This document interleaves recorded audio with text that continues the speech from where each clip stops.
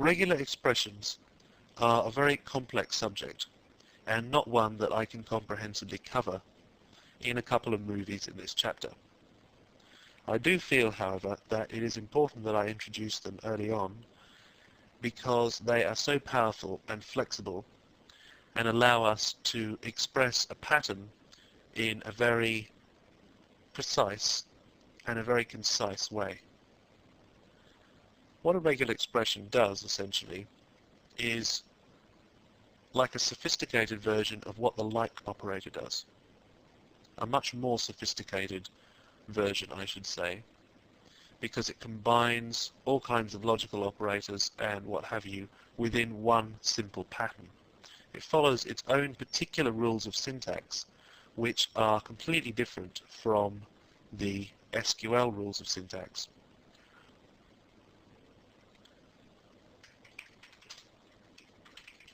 Here's a simple example of a regular expression. In this regular expression, we're testing for the letter E, and that could come with anywhere within the string. Because the letter E is contained within hello, that evaluates true. If we look for the letters H-E-L-L, that's also contained within hello. So that evaluates true as well. Now, let's look at an example of a way in which regular expressions are more complicated than the simple like operator.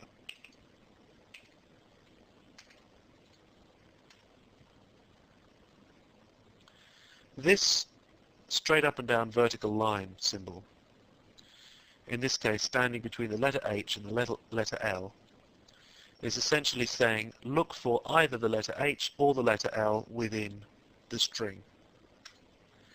And because both of them are contained within there, this evaluates true. If we look for H or B, that would also evaluate true. However, if we look for G or B, because neither G or B are contained within the string, this regular expression would evaluate false.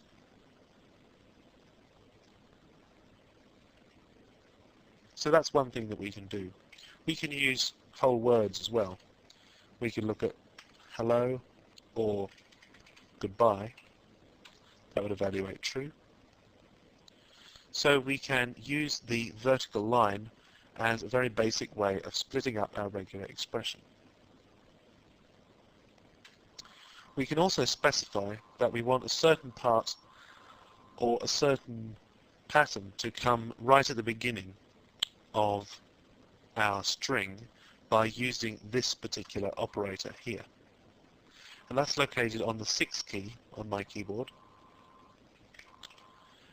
And if we search for that, we get a false response. That's because the letter E, although it's within the string hello, is not right at the beginning. Right at the beginning is the letter H. So that's what we need to use if we're going to get a true Boolean response from that. Similarly, if we want to find a letter or set of letters that come at the end, in this case O, we use a $ after the letter. That gives us a true response. If we put those two together, the H at the beginning and the O at the end, we might expect that to evaluate true as well. However, what is actually being asked here of the irregular expression engine is that it's checking for the pattern HO, which comes both at the beginning and at the end. So by using both of those particular symbols, the beginning and ending symbols, we are effectively locking the regular expression to both sides of the string that we're searching for and saying this is all that you can find, the letter H and the letter O. And because there are several letters in between there, we get a false response from that particular regular expression match. Or should I say regular expression mismatch. In order to correct that, we'd have to put in the missing letters. So that's the most rigid way that we can use a regular expression. And that's effectively not even using it like a like, that's using it like an equality operator. However, we can be a lot more subtle with our regular expressions than that. For instance, instead of using the literal letters that are contained within the string, we can use dots or full stops, which each of them stand for one single character. So this matches H followed by 3 characters of any kind followed by O. And that evaluates true. It would also evaluate true if we put any 3 letters in between H and O.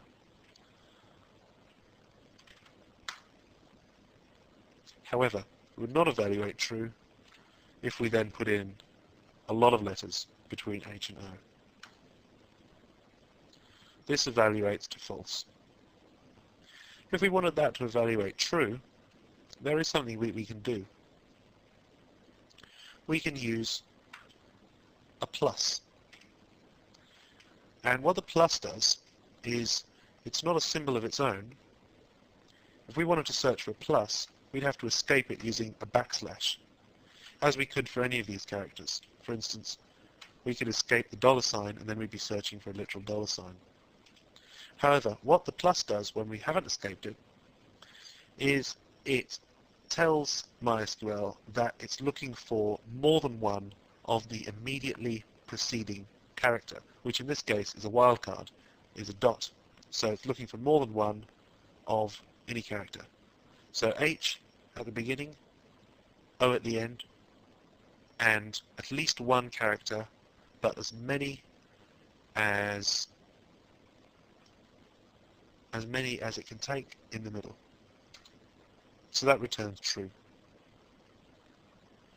We could also try and match S's. H followed by 1 S, or 3 S's, or 100 S's. That would return false. However, if we replaced all these letters here with S's, then that particular regular expression would be true. So we can see regular expressions allow us to express in a very complicated things in a very short, concise way.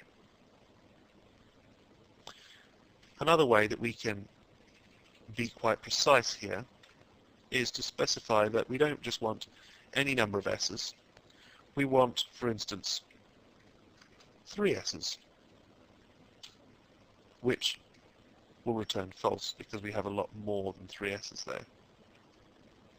Of course, if we do reduce it to 3 S's, it will return true. We can also specify ranges within these curly brackets. And the curly brackets here are what is specifying that we want 3 S's.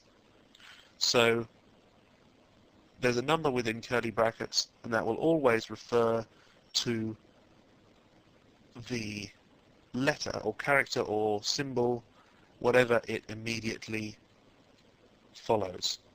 So in this case it's S. We can specify 3, or we can specify a range such as between 3 and 10. So that will return true, but so will 7 S's.